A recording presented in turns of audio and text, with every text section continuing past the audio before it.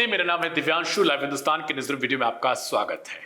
इस वीडियो को आप तक पहुंचाने में हमारी मदद की है के.आर. मंगलम यूनिवर्सिटी ने। ईरान के विदेश मंत्री इस वक्त पाकिस्तान, ओमान और उसके बाद अब रूस के दौरे पर पहुंचे हैं।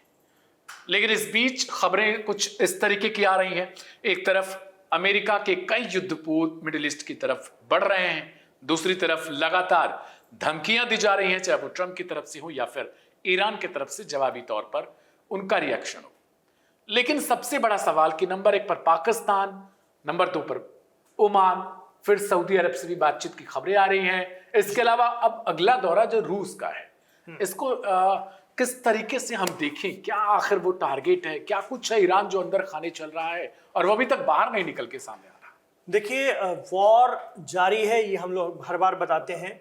एक तरफा सीज फायर हुआ है, वो भी अमेरिका की तरफ से। ईरान इसका भी पूरा फायदा उठा लेना चाहता है और एक तरह से पोस्ट वॉर डिप्लोमेसी उसने शुरू कर दी है। और जिस तरह से ईरान की एकमात्र चाह है और उसी के लिए कन्विंस करने के लिए, उसी के लिए समझाने के लिए अब्बास अराक्ची तूफानी दौरे कर रहे हैं। ईरान की एकमात्र चाह है कि खित्ते से, इस रीजन से, इस क्षेत्र से अमेरिका निकल जाए या अमेरिका को निकाल दिया जाए। यूएई, सऊदी अरब और इजराइल, जरा गौर कीजिएगा, यूएई, सऊदी अरब और इजराइल, ये 3 देश ऐसे हैं जो नहीं चाहते कि अमेरिका कभी यहां से जाए। लेकिन ईरान की पूरी कोशिश है कि बाकी ममालिक में जाकर के ये बात बताई जाए कि आपसे हमारी कोई दुश्मनी नहीं है और हम आप बहुत अच्छे पड़ोसी साबित हो सकते हैं। अमेरिका चला जाएगा तो और अच्छी शांति हो जाएगी, आपको हमसे कोई तकलीफ नहीं होगी। यही समझाने के लिए ओमान पहुंचे हैं, यहां तक कि सऊदी के विदेश मंत्री से भी बात की है। पाकिस्तान पहुंचे ताकि अमेरिका तक ये बात पहुंच जाए। अपना जो प्रस्ताव है वो अमेरिका के लिए उन्होंने पाकिस्तान में जाके पकड़ाया और वहां से ओमान पहुंचे। इससे पहले सऊदी अरब के विदेश मंत्री से बात की और अब रूस पहुंच गए हैं। तो ये ताबड़तोड़ दौरे इसी वजह से हैं कि किसी भी तरह से अमेरिका अब मिडिल ईस्ट में ताकतवर ना हो पाए। तो अकेले ईरान के चाहने से नहीं होगा, बाकी मुल्क भी अगर इसमें थोड़ा सा सहयोग करते हैं। यही वजह है कि हालांकि यूएई नहीं चाहता कि अमेरिका जाए, लेकिन अब यूएई के भी सुर बदले बदले लग रहे हैं। इसको ईरान की कूटनीतिक जीत माना जा सकता है कि यूएई की तरफ से बयान आया था कुछ इस तरह का कि अब अमेरिका हमारे लिए बोझ होता जा रहा है या हमारे लिए एक तरह से प्रेशर का सबब बनता जा रहा है। तो जब यूएई जैसे देश जो बहुत बड़े अलायंस है अमेरिका के साथ और जिनकी वजह से अमेरिका वहां मौजूद है, वो अगर इस तरह की बातें करने लगे तो समझ जाइए कि सब चाहते हैं कि अमेरिका निकले वहां से, क्योंकि सारी टेंशन की जड़ अमेरिका है और ईरान ये समझाने की कोशिश कर रहा है। तो देखिए अभी तक क्या क्या हुआ है उसको अगर समझें तो अराक्ची की जो भागदौड़ लगातार जारी है। पाकिस्तान में देखा आपने इस्लामाबाद दौरा, वहां पे 3 दिन में दूसरी बार इस्लामाबाद पहुंचे थे। एक दफा वो गए, फिर उसके बाद ओमान के लिए रवाना हुए, वापस फिर से पाकिस्तान आते हैं।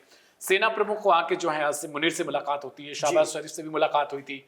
इसके अलावा ईरान ने अपने रेड लाइन डॉक्यूमेंट को सौंपा, ऐसी खबरें आ रही थी वहां के तमाम जो मीडिया आउटलेट्स हैं उनके हवाले से। परमाणु मुद्दा और होर्मुज स्ट्रेट पर भी स्पष्ट तौर पर शर्तें रखी हैं। समस्या सुलझाने के लिए ईरान ने काम करने वाला प्लान अपनी तरफ से दिया कि अगर इस पर डायलॉग होता है तभी हम बातचीत करेंगे। फिर खबर यह आती है कि ईरान मना भी कर चुका है।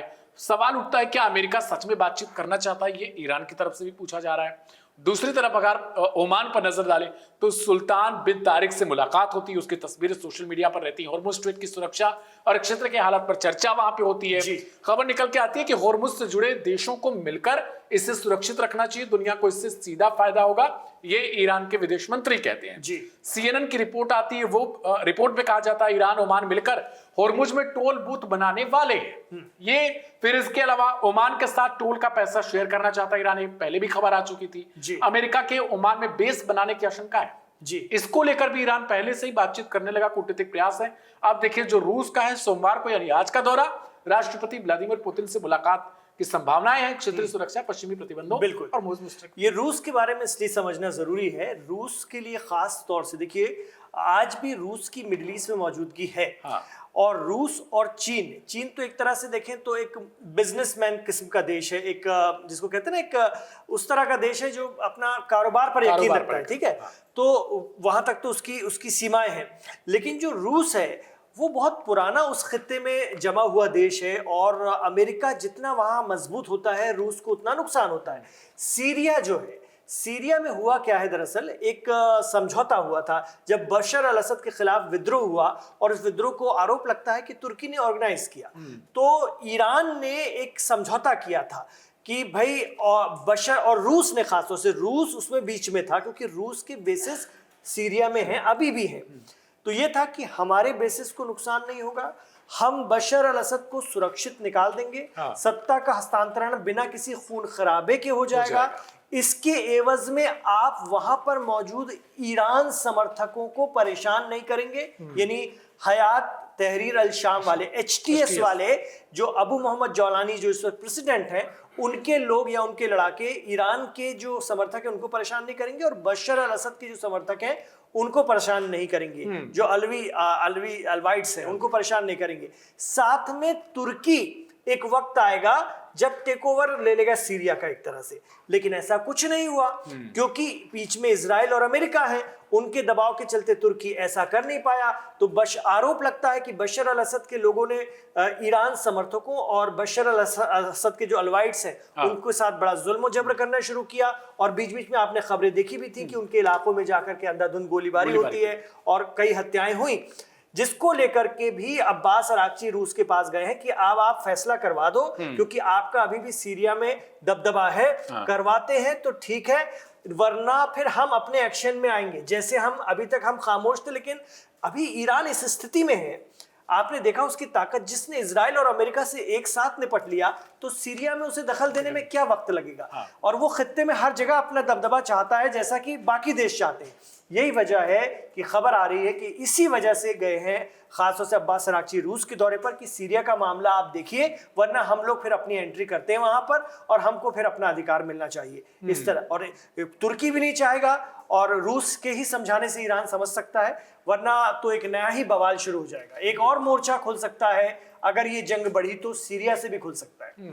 ये बहुत बड़ी बात है। लेकिन इस बीच में अगर आप ईरान के पर नजर डालें तो ये तस्वीरें वहां से निकल के सामने आती हैं और साफ तौर पर इसमें भी देखेंगे, महिलाएं हो या फिर बच्चे हो, वो सभी लोग यहाँ पे भाग लेते नजर आ रहे हैं। और इसके अलावा ये देखिए ड्रोन वगैरह सब कुछ एक प्रदर्शनी के तौर पर लगाई जा रही है क्योंकि ईरान की तरफ से तैयारी अभी भी कम नहीं हो रही है या ईरान को ऐसा अंदेशा अभी तक है। और एक और खबर निकल के सामने आती है कि अमेरिका का अगला जंगी बेड़ा भी वहां पहुंचने वाला है, यानी चौथे नंबर का। 3 तो पहले से मौजूद है, तो चौथा भी निकल कर आएगा, यानी एक तरीके से पूरा प्रेशर क्रिएट करने की कोशिश है। बिल्कुल मौजूद तो है, लेकिन अब जैसे 5th फ्लीट जो उनका था वो कहाँ है इस वक्त कोई नहीं जानता। तो ये भी एक सच्चाई है। अमेरिका पीछे भी हट रहा है, लेकिन प्रेसिडेंट ट्रम्प की जो आदत है वो धमका रहे हैं कि अब हम तेल फैसिलिटी पे मारेंगे।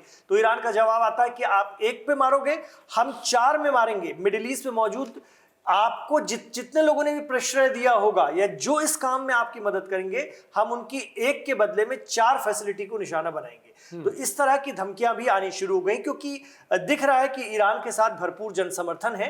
अवाम आप देख ही रहे हैं कितनी बड़ी तादाद में लोग जुट रहे हैं। साथ में उन हथियारों की भी नुमाइश की जा रही है जिन्होंने 40 दिनों की जंग में भी कमाल किया था और आगे के लिए भी तैयारी है। तो देखिए लगातार अभी जिस बात पर हमने शुरू किया था वही सवाल फिर से है। जिस तरीके से इमरान जी ने समझाया कि आखिर क्या कुछ ऐसी कूटनीति है या फिर क्या कुछ ऐसी डिमांड है रूस से भी ईरान की, और वो चीजें क्या पूरी हो पाएंगी। दूसरी तरफ अमेरिका से तनाव लगातार जारी है और खबरें ये भी निकल के सामने आती है रुक रुक करके कई बार अमेरिकी जो नौसेना है वो कई जहाजों पर अब तक अटैक कर चुकी है और 3 लोगों की मौत की भी खबर आ रही है अभी हाल फिलहाल में, और एक वीडियो भी उसकी तरफ से जारी किया गया है। सवाल यही है क्या कुछ बहुत बड़ा पकने वाला है, कुछ पक रहा है ऐसा, और लगातार ईरान दौरे पर दौरे उनके विदेश मंत्री कर रहे हैं, इन्हीं चीजों को लेकर आगाह कर रहे हैं। आप क्या सोचते हैं उसे कमेंट बॉक्स में जो लिखिएगा। लाइव हिंदुस्तान पर खबरों का सिलसिला जारी है।